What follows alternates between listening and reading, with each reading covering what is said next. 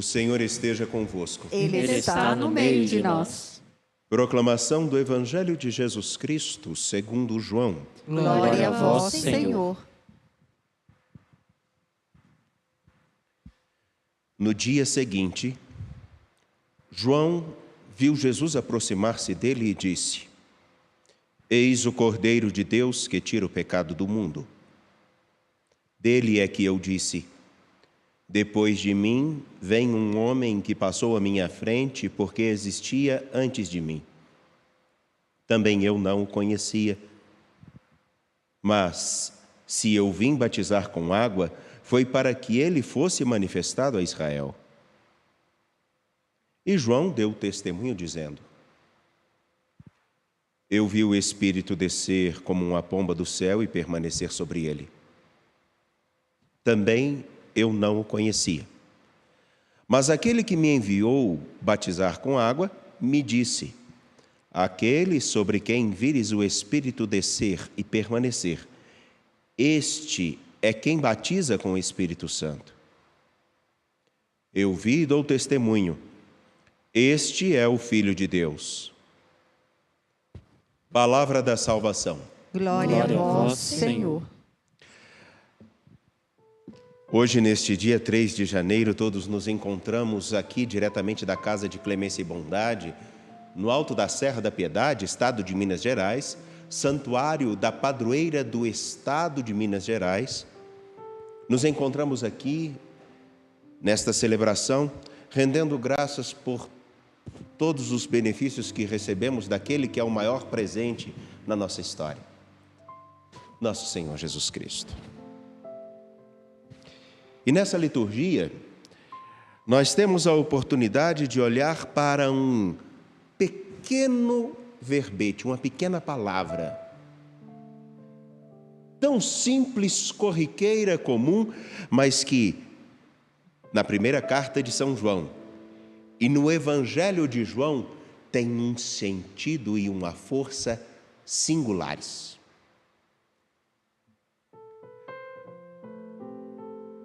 A carta que escutamos de São João, na sua primeira carta, no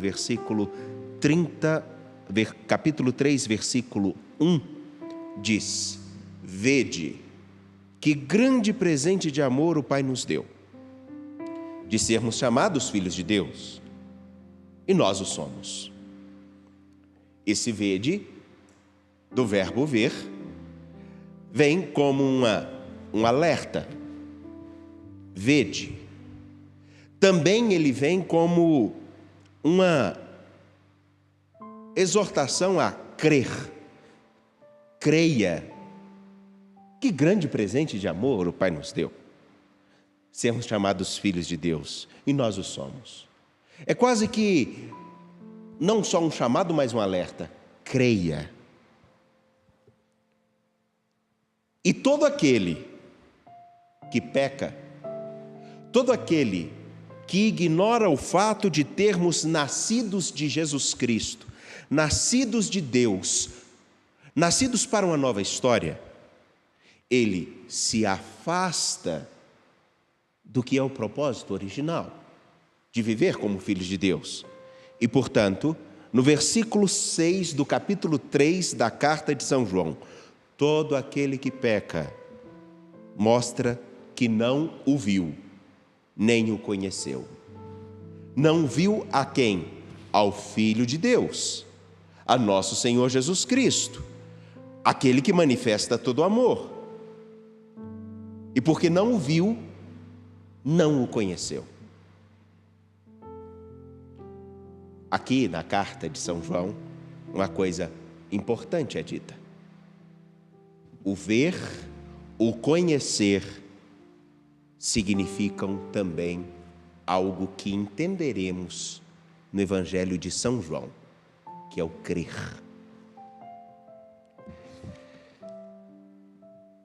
Filhinhos, meus caros, no capítulo 1, versículos 29 a 34, escutamos a seguinte narrativa: João viu Jesus aproximar-se dele. João viu. João vai dizer que não conhecia a Jesus, mas esperava algo singular. Ele esperava que aquele que o mandou anunciar: convertam-se, voltem-se, preparem o caminho do Senhor. Ele disse: João, ele virá. Mas ele não conhecia, porque nunca viu. Agora, na narrativa do capítulo 1, versículo 29, João vê Jesus. E como disse, ver é mais do que simplesmente enxergar. Ver é notar. Ver é exatamente aquilo que nós queremos quando dizemos: você não me viu. Eu passei por você e você não me viu. Você não me vê. Você não me nota. Você não me observa. Você não me conhece. Ver aqui está no sentido de que João identificou em Jesus aquilo que ele vai dizer mais tarde: este é o Cordeiro, este é o Filho de Deus. Ele viu mais do que simplesmente ver Jesus. Ele próprio vai dizer: eu vi o Espírito descer como uma pomba do céu e permanecer sobre ele. João viu a concretização em Jesus de tudo que ele esperava. O que João esperava? João esperava nascer o novo Israel, um novo tempo, o período no qual o Senhor nosso Deus, vindo ao encontro de seu povo, faria com que ele se tornasse grande. Ele esperava concretamente, não somente que o Senhor aplanasse os caminhos, mas ele esperava e almejava aquele povo que se converteu e que se deixou batizar no Jordão.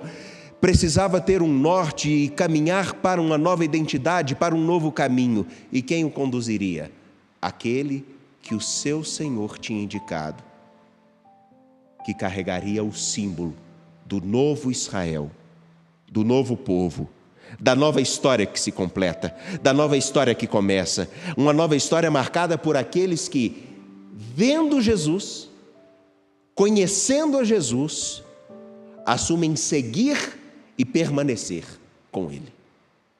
É por isso que o capítulo 1, versículos 29, até o capítulo 12, versículo 45, vão estar marcados por esse verbete: ver, crer. Lembremos, o cego de nascença, ele viu Jesus, ele escuta o que Jesus diz, deixa-se batizar e volta enxergando. E passa pelos desafios de ter escutado a Jesus, ido se batizar e vivido e testemunhado: não, eu me encontrei com alguém que me fez enxergar.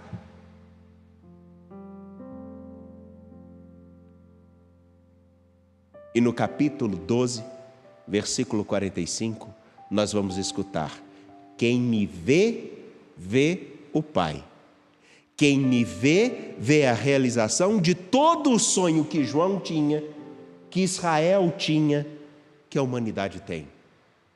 De um novo começo, de uma nova história, de um novo passo, um novo momento. Então, aqui o que nós estamos celebrando no dia de hoje é a oportunidade de pedirmos a Deus que nós vejamos, que creiamos, que sigamos ao Senhor da vida, que nós nos mantenhamos perseverantes, porque nesse trecho, nesse pequeno trecho do capítulo 1, versículos 29 até o 12:50, sabe o que está marcando ali? A insistência de João de dizer para os primeiros discípulos: se vocês creem em Jesus, vocês assumem deixar com que a palavra dele se torne carne na carne de vocês, no dia a dia de vocês, na história de vocês. E quem encontrou-se com Jesus e assumiu seguir com ele uma nova história, a história de um novo Israel, de um novo povo, de uma nova perspectiva, de um novo motivo para viver, todos esses precisam ser perseverantes e todos os dias precisam recobrar que nos braços daquele pequeno menino que nós celebramos no dia 25, lembrar, na figura desse que é tido como o Cordeiro, aquele que vai carregar os nossos pecados, aquele que vai nos dar uma nova perspectiva, que vai fazer com que nós vivamos uma nova história, com ele a vida é mais bonita, a vida é mais bela, porém ela não deixa de ter os seus desafios, portanto é necessário ser constante, permanecer com ele. Me lembro uma vez, para ficar claro, quando nós conhecemos bem uma pessoa, nós sabemos o que ela inclusive é capaz de fazer, não é verdade? Quando nós conhecemos o jeito que alguém fala, o jeito com que ele escreve, nós podemos inclusive pegar o bilhete de alguém e falar assim: esse modo de escrever e essa letra não é de fulano. Quando, por exemplo, vou dar um exemplo bobo aqui. Conforme o que falam que um dos outros dois padres que trabalham comigo, ou o padre Samuel, ou o padre Felipe, padre Felipe falou isso, padre Samuel falou isso, dependendo do que é dito, eu imediatamente já falo assim: não falou, porque eu conheço os dois. Aqui, esses que estão aqui conosco, Gorete, Bárbara, Felipe, o César, Samuel, que está lá da Z2, gerando essas imagens para chegar até você através da TV Evangelizar, que já agradecemos a oportunidade de estarmos juntos, o Gabriel. À medida com que nós começamos a conviver com as pessoas, a partir do que eles falam deles, ou do que eles, como eles agem, nós podemos dizer assim: eu não estou te conhecendo. Ou então nós dizemos: não é a pessoa que eu conheço. Conhecer significa a tal ponto enxergar tanto a pessoa, perceber os seus traços, o seu comportamento, o jeito que ela fala, o jeito com que ela olha, inclusive perceber quando ela está chateada, quando ela está alegre, quando ela não está, ela está mais ou menos, e ali, sabendo quem é aquela pessoa e o modo com que ela se comporta,